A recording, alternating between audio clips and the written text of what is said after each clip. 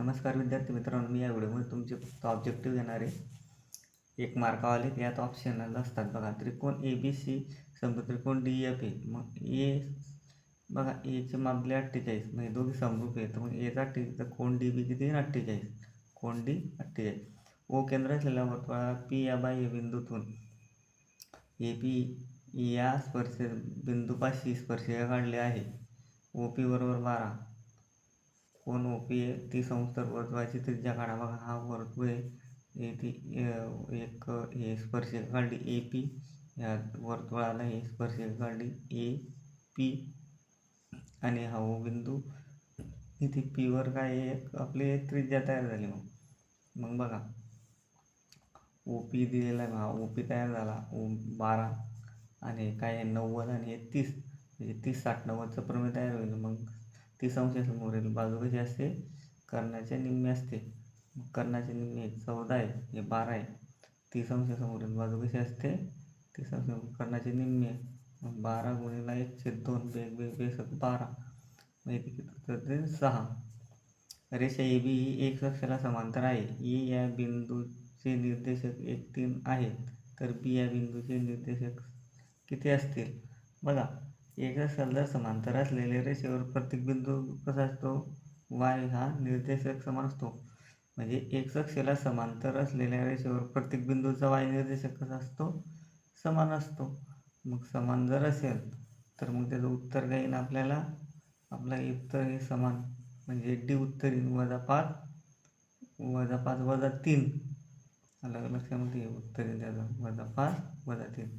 एक अक्षाला समांतर आहे, ए बी ही एक अक्षाला समांतर आहे, तर ए या बिंदूचे निर्देशक 1 3 आहे, तर बी बिंदूचे निर्देशक काढा. बी बिंदूचे निर्देशक काढायचे आपल्याला, तर मग काय येईल -5 आणि 3. आलं लक्षामध्ये. 2 tan 45 -2 sin 30ची किंमत टिंब आहे. तर बघा, हा 2 tan 45 कसा आहे आपला 1, हा 1, आणि हा किती 2 30 किती असतो आपला 1/2. मग हा 1 गुणिले 1/2 म्हणजे 1/2, हे उत्तर. आलं लक्षामध्ये.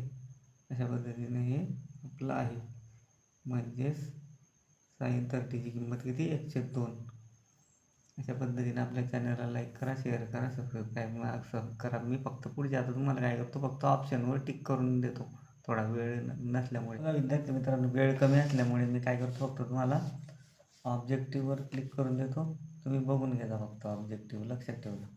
बघा, प्रश्न पुढीलपैकी टिंब हा बिंदू एक्स अक्षावर आरंभ बिंदू उजवीकडे आहे, तर काही हा डी. त्रिकोण पी क्यू आर, समरूप त्रिकोण एस टी यू आणि area of triangle P Q R आणि area of triangle S T U 64:81. तर त्रिकोणाच्या संगत बाजूचे गुणोत्तर किती, तर 6 8 8 9. काटकोन त्रिकोणात काटकोन करणाऱ्या बाजूंच्या वर्गांची बेरीज 169 असेल, तर त्या कर्णाची लांबी किती, तर त्या कर्णाची लांबी 13. tan थिटा बरोबर वर्गमूळ 3 असेल, तर थिटाची किंमत किती, तर थिटाची किंमत किती 60. अशा पद्धतीने आपल्या चॅनलला लाईक करा, शेअर करा, सबस्क्राईब करा. मी फक्त तुमची आता वेळ कमी असल्यामुळे मी काय करतो, फक्त ऑब्जेक्टिव्ह तुम्हाला क्लिक करून देतो आहे. तुम्ही काळजीपूर्वक बघा. बघा, बाजूंच्या लांबी ए बी सी असलेल्या त्रिकोणामध्ये जर ए वर्ग अधिक बी वर्ग बरोबर सी वर्ग असेल, तर त्रिकोण कोणत्या प्रकारचे त्रिकोण असेल, तर काटकोन त्रिकोण. एका वर्तुळाच्या जीवा ए बी आणि जीवा सी डी परस्परांना वर्तुळाच्या अंतर्भागात बिंदू ई मध्ये छेदतात, तर ए ई बरोबर 4, ई बी बरोबर 10, सी बरोबर 8, तर ई डी बरोबर किती, तर बी. उत्तरे आरंभ बिंदूचे निर्देशक टिंब असतात, तर 0 0 असतात. बघा, सुरुवातीचे आरंभ.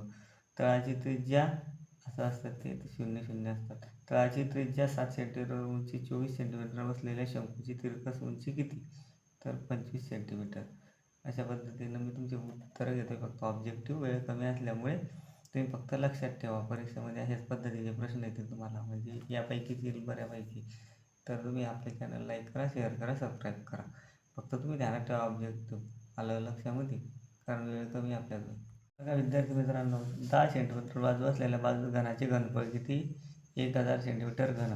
एका रेषेने एक अक्षाच्या दिशेशी 30 अंशाचा कोन केला आहे, तर त्या रेषेचा चढ काढा. तर 1/3.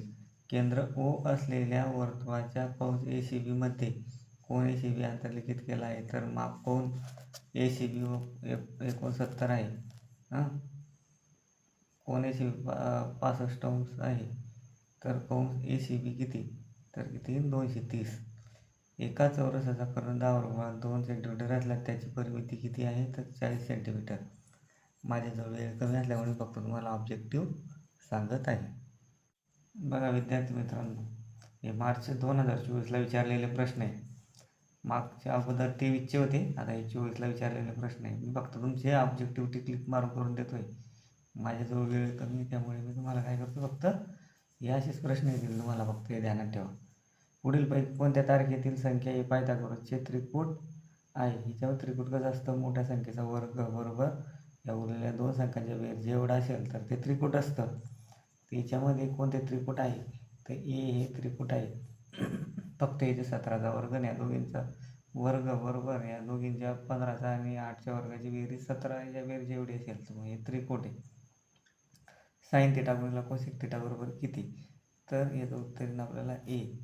साइन थिटा बरोबर कोसेक थिटा, साइन थिटा गुणिले कोसेक थिटा बरोबर 1. आपल्याला गुणधर्म येतो एक्स अक्षाचा चढ. एक्स अक्षाचा चढ किती असेल? एक्स अक्षाचा चढ किती असतो?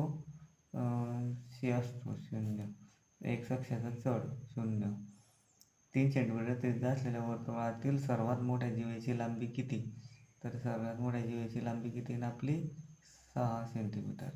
सर्वात मोठ्या 6 सेंटीमीटर. चौथ्याचं आपलं उत्तर. अशा पद्धतीने आपल्या चॅनलला लाईक करा, शेअर करा आणि सबस्क्राईब करून ठेवा. लक्षात ठेवा फक्त ऑब्जेक्टिव्ह नसलं की समजलं तरी ते ऑब्जेक्टिव्ह ध्यानात ठेवा. जुलै 24मध्ये विचारलेले प्रश्न ऑब्जेक्टिव्ह. त्रिकोण ABC समरूप त्रिकोण ABC व त्रिकोण PQR यामध्ये शिरोबिंदूच्या एक संगतीनुसार AB/QR, BC/PR, CA/PQ. तर सत्य विधान काय? तर सत्य विधान आपलं काही माहिती B. त्रिकोण PQR समरूप त्रिकोण CAB. दुसरा 2 बाह्य स्पर्शी वर्तुळांच्या त्रिज्या अनुक्रमे 5.5 सेंटीमीटर, 3.3 सेंटीमीटर आहे, तर त्या केंद्रातील अंतर टिंब आहे. तर बघा याचं उत्तर 8.8 सेंटीमीटर. रेख AB हा Y अक्षाला समांतर असून बिंदू A चे निर्देशक 1, 3 आहे, तर बिंदू B चे निर्देशक किती असतील? तर बघा याचं उत्तर आपल्याला 1 आणि 3. याचं उत्तर 1 आणि 3. डी आलं लक्षात. तर 10 सेंटीमीटर बाजू असलेल्या घनाचे घनफळ किती? तर 10 सेंटीमीटर बाजू असलेल्या घनाचे घनफळ उत्तर 1000 घन सेंटीमीटर. अशा पद्धतीने मी फक्त तुमचे ऑब्जेक्टिव्ह क्लिक करून दिले. वेळेचा अभाव असल्या माझ्याकडे वेळ नाही, पण मग तुम्हाला हे संभाव्य प्रश्न येते, ध्यानात ठेवा फक्त तेवढे ऑब्जेक्टिव्ह. जुलै 24मध्ये विचारलेले प्रश्न ऑब्जेक्टिव्ह. त्रिकोण ABC समरूप त्रिकोण ABC व त्रिकोण PQR यामध्ये शिरोबिंदूच्या एक संगतीनुसार AB/QR, BC/PR, CA/PQ. तर सत्य विधान काय? तर सत्य विधान आपलं काही माहिती B. त्रिकोण PQR समरूप त्रिकोण CAB. दुसरा 2 बाह्य स्पर्शी वर्तुळांच्या त्रिज्या अनुक्रमे 5.5 सेंटीमीटर, 3.3 सेंटीमीटर आहे, तर त्या केंद्रातील अंतर टिंब आहे. तर बघा याचं उत्तर 8.8 सेंटीमीटर. रेख AB हा Y अक्षाला समांतर असून बिंदू A चे निर्देशक 1, 3 आहे, तर बिंदू B चे निर्देशक किती असतील? तर बघा याचं उत्तर आपल्याला 1 आणि 3. याचं उत्तर 1 आणि 3. डी आलं लक्षात. तर 10 सेंटीमीटर बाजू असलेल्या घनाचे घनफळ किती? तर 10 सेंटीमीटर बाजू असलेल्या घनाचे घनफळ उत्तर 1000 घन सेंटीमीटर.